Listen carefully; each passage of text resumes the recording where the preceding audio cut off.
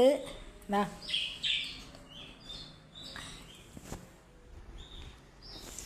അസ്സലാമലൈക്കും യാ ഹബീബീസ്. എന്തൊക്കെയുണ്ട് മക്കളെ വിശേഷം? എല്ലാവർക്കും സുഖമല്ലേ? എല്ലാ യൂട്യൂബ് ചാനലിലെ എല്ലാ സഹോദരന്മാർക്കും എല്ലാ മക്കൾക്കും എൻ്റെ ഹൃദയം നിറഞ്ഞ അസ്സലാമലൈക്കും. പിന്നെ ഞാൻ പറഞ്ഞില്ലേ, ഞാൻ എൻ്റെ ആദ്യത്തെ പ്രസവത്തിൻ്റെ കാര്യങ്ങൾ അതിൻ്റെ ബാക്കിയെന്ന് പറഞ്ഞാൽ, അങ്ങനെ ഹോസ്പിറ്റലിൽ പോയി ഡോക്ടർ വാർഡിൽ കൊണ്ട് കാണിക്കാൻ ചീട്ട് വാർഡിൽ കൊണ്ട് കാണിക്കാൻ ഉമ്മട്ട പറഞ്ഞ് ഞാൻ വാർഡിൽ കൊണ്ട് കാണിച്ച് എന്നെ അവിടെ കിടത്തി.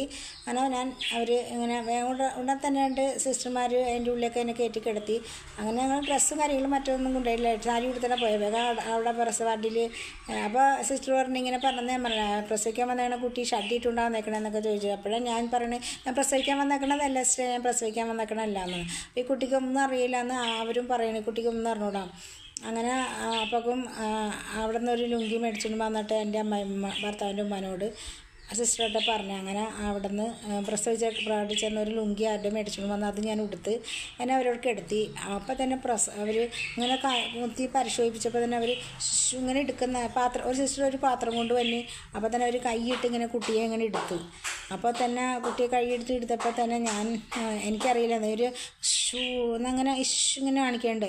അപ്പോൾ അങ്ങനെ കാണിച്ചപ്പോൾ ഞാൻ അടുത്ത് എന്താണെന്ന് ഓർത്തു. ഞാൻ അപ്പോൾ എനിക്ക് വേദന തീർന്ന് അങ്ങ് അറ്റായി ഞാൻ.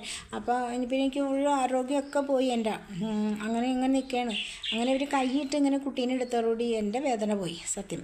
അപ്പോൾ എനിക്കറിയില്ല കേട്ടോ, അപ്പോഴും ഞാൻ പ്രസവിച്ചേക്കണമെന്നോ എൻ്റെ കുട്ടീനെയാണ് ഇവർ എടുത്തേക്കണമെന്നോ ഒന്നും എനിക്കറിയില്ല. ഇവർ ഇങ്ങനെ കുട്ടീനെ എടുത്ത് പാത്രത്തിലേക്ക് വെക്കണം. ഇവർ ആ പാത്രം കൂടെ കൊണ്ടുവന്ന് കുട്ടീനെ എടുത്ത പാത്രത്തിലേക്ക് ഇങ്ങനെ വെച്ച്.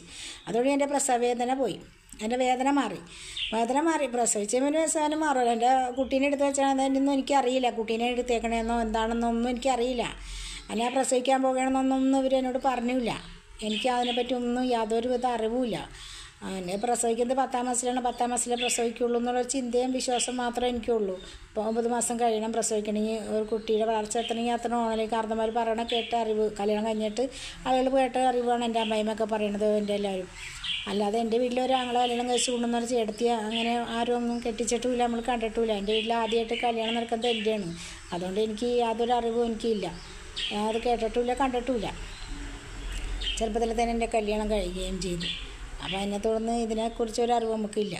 അപ്പോൾ ഞാൻ ഈ കുട്ടീനെ എടുത്ത് പാത്രത്തിലേക്ക് ഇട്ടുകൂടി എൻ്റെ വേദന മാറിയപ്പോൾ ഞാൻ എന്ത് ചെയ്തെന്നാ, എന്നെ അവരൊരു ഗുളിയായിട്ട് എൻ്റെ വയലിലേക്ക് ഇട്ട് ഞാൻ ഉറങ്ങിപ്പോയി.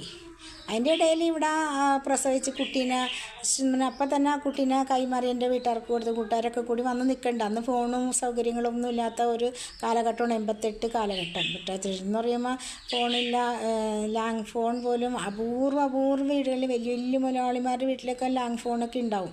എന്നല്ലാതെ നമുക്ക് ഒരു ഫോൺ കോളോ ഒരു സൗകര്യങ്ങളോ ഒന്നും ഇല്ലാത്ത ഒരു കാലഘട്ടമായിരുന്നു. അപ്പോൾ എൻ്റെ ഉമ്മാനെ വിളിക്കാനായിട്ട് എൻ്റെ ഭർത്താവ് പോയി. അങ്ങനെ എൻ്റെ ഉമ്മ ഉപ്പ എൻ്റെ ആങ്ങളെയൊക്കെ ഹോസ്പിറ്റലിൽ എന്നെ പ്രസവവാർഡിൽ നിന്ന് കൊണ്ടുവരും. എല്ലാവരും അടുത്തെൻ്റെ ഉമ്മയുടെ ആങ്ങളമാരുടെ ഭാര്യമാരൊക്കെ ഉണ്ട് കേട്ടോ. അല്ല അവരൊക്കെ പിറ്റേന്നാണെന്നാണ് എൻ്റെ ഉമ്മയൊക്കെ വന്നത്. അല്ല അന്ന് ദിവസം വന്ന് എന്നിട്ട് എല്ലാവരും എന്നെ അടുത്ത് ഇങ്ങനെ കരഞ്ഞ് ഭയങ്കര വിഷമത്തിലാക്കാം. അപ്പോൾ അതിൻ്റെ ശേഷം കുട്ടീനെ കൊണ്ടുവന്ന് എൻ്റെ ഉപ്പാനെ എടുത്ത് ഏൽപ്പിച്ച് അങ്ങനെ ഉപ്പ കൊണ്ടുപോയി പള്ളിയിൽ കൊണ്ടുപോയി കബറടക്കം ചെയ്ത് കുട്ടീനെ. ആ കൊണ്ടുവരുന്നതിന് മുമ്പ് വന്ന എല്ലാവർക്കും കുട്ടീനെ കട്ടിക്കൊടുത്ത് അങ്ങനെ കബറടക്കം ചെയ്തു. ഞാൻ കണ്ടില്ല, അന്ന് എന്നെ ഒന്ന് കടിച്ചു തരാനുള്ള ഒരു ഉള്ളിൽ വെച്ച് കണ്ടെന്നുള്ള ചിന്തയിൽ പുറത്തേക്കണവരാരും ചോദിച്ചില്ല. എന്നെ അവർ കാട്ടിത്തരാനുള്ള ഇതും കാണിച്ചില്ല, എന്നെ കാട്ടിത്തന്നില്ല. എന്നാൽ കബറടക്കം ചെയ്യാൻ വേണമെങ്കിൽ പ്രസവിച്ച കുട്ടിയല്ലേ, എന്നെ ഒന്നും കാട്ടിത്തന്നില്ല. ഒരു സങ്കടം എനിക്ക് ഇപ്പോഴും ഉണ്ട്, ഞാൻ കണ്ടില്ലല്ലോ എന്നുള്ളത്. ഞാൻ പ്രസവിച്ച എൻ്റെ കുട്ടീനെ അന്ന് ഈ ഗവൺമെൻറ് ഹോസ്പിറ്റലിൽ അവരെന്നെ കാട്ടിത്തന്നില്ല. അന്ന് മോൾ പ്രസവിച്ചിട്ടോ, മോളുടെ കുട്ടിയാണ് കാണേണ്ടത്, ഇങ്ങനെയാണ് കുട്ടി, അങ്ങനെ എന്നെ കാട്ടിത്തന്നില്ല. കുട്ടി മരണപ്പെട്ടു, അല്ലെങ്കിൽ കുട്ടിക്ക് ഒരു ജീവൻ ഉണ്ടായിരുന്നുള്ളൂ. അപ്പോൾ അവർ ഇങ്ങനെ എന്നെ പരിശോധിക്കുന്നതിൻ്റെ ഇടയിൽ അപ്പം സിസ്റ്ററും അവിടെ എന്നെ ഡോക്ടർ ഇങ്ങനെ സിസ്റ്ററിനോട് ഇങ്ങനെ പറയണത് ഞാൻ കേട്ടു. അപ്പോൾ അത് എന്നെക്കുറിച്ചാണെന്നോ അല്ലെങ്കിൽ ഞാൻ പ്രസവിക്കാവുന്ന കുട്ടീനെ കുറിച്ചാണെന്നൊന്നും ഞാൻ കേട്ടില്ല കേട്ടോ. പ്രസവിച്ച് ഉടനെ പഴങ്ങനാട്ടൊക്കെ കൊണ്ട് പഴങ്ങനാട്ടൊക്കെ അയക്കണമെന്ന് അവർ പറയണത് ഞാൻ കേട്ടു. അത് എൻ്റെ കുട്ടീനെ പ്രസവിച്ച ഉടനെ പഴങ്ങാട്ടേക്ക് വിടണമെന്നാണ് ഈ ഡോക്ടർ പറഞ്ഞത്, ഡോക്ടർ നേഴ്സിനോട് പറഞ്ഞത്. പക്ഷേ ആ കുട്ടി ആ പ്രസവ സമയത്ത് ആ സമയത്ത് തന്നെ മരണപ്പെട്ടു. അപ്പോൾ പ്രസവ സമയത്ത് ഒരു വെക്ക ഉണ്ടായിരുന്നൊക്കെ ഒരനക്കം ചെറുതായിട്ട് ഒരു വെക്ക ഉണ്ടായിരുന്നു. സിസ്റ്റർ ഇങ്ങനെ അതിന് ശേഷം ഇങ്ങനെ എൻ്റെ വീട്ടുകാരോട് പറഞ്ഞതൊക്കെ ഞാൻ പ്രസവിച്ച് വാർഡിലേക്ക് മാറ്റിയപ്പോൾ എൻ്റെ വീട്ടുകാർ പറയണേ. ഞാൻ ആ കുട്ടീനെ കണ്ടില്ല. എൻ്റെ പണ്ട് എൻ്റെ ഉപ്പയാണ് കൊണ്ടുപോയി പട കയ്യിൽ വെച്ചിട്ട് ഉപ്പയാണ് കൊണ്ടുപോയി പള്ളിയിൽ കൊണ്ടുപോയി അവിടെയൊക്കെ ചെയ്തത്. ഉമ്മായും എല്ലാവരും കണ്ട് ഒക്കെ ചെയ്തു. ആസ്പത്രിയിൽ നിന്ന് തന്നെ അവർ കുളിപ്പിച്ചൊക്കെ കൊടുത്തല്ല. എന്നിട്ട് ഉപ്പ പള്ളിയിൽ കൊണ്ടുപോയി ഉപ്പ കുളിപ്പിച്ചോ എന്ന് എനിക്കറിയില്ല കേട്ടോ, ഇല്ലയെന്ന് തോന്നണം. അങ്ങനെ ഉപ്പയാണ് അവിടെയൊക്കെ ചെയ്തതൊക്കെ.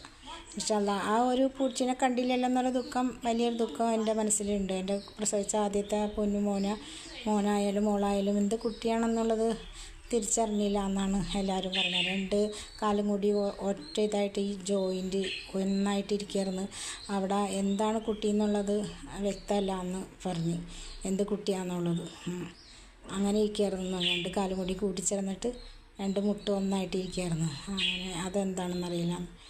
അപ്പോൾ അതിന് ശേഷം നമുക്ക് പിന്നെ ദുഃഖം എന്ന് പറഞ്ഞാൽ എൻ്റെ പ്രസവിച്ചു അല്ലെങ്കിൽ എൻ്റെ കുട്ടി മരണപ്പെട്ടു എന്നുള്ള ഒരു വിഷമമുണ്ടല്ലോ, അത് എനിക്കറിയാം, ഉൾക്കൊള്ളാൻ പറ്റാത്തൊരു ചെറുപ്പമായതുകൊണ്ട് അതിനെക്കുറിച്ച് എനിക്ക് കൂടുതൽ ഞാൻ ഗർഭിണിയായിട്ട് എനിക്ക് നാണമായിരുന്നു. എനിക്ക് ഭയങ്കര നാണമായിരുന്നു ഗർഭം ആയിട്ട്.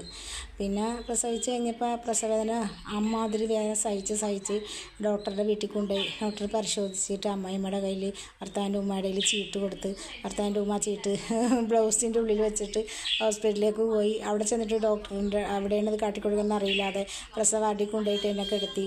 പ്രസവിച്ചെടുക്കുന്ന പെണ്ണുങ്ങളുടെ കൂടെ നിർത്തി പ്രസവിച്ചെടുക്കുന്ന പെണ്ണുങ്ങളെ എനിക്ക് കട്ടലെന്ന് ഞാൻ അവിടെ ഒരു പെൺകുട്ടി കട്ടലെന്ന് ഞാൻ അവിടെ കിടക്കാൻ പറ്റാതെ ഞാനിങ്ങനെ വേദന എടുത്ത് കഴിയണം. അങ്ങോട്ടും ഇങ്ങോട്ടും ഓടും.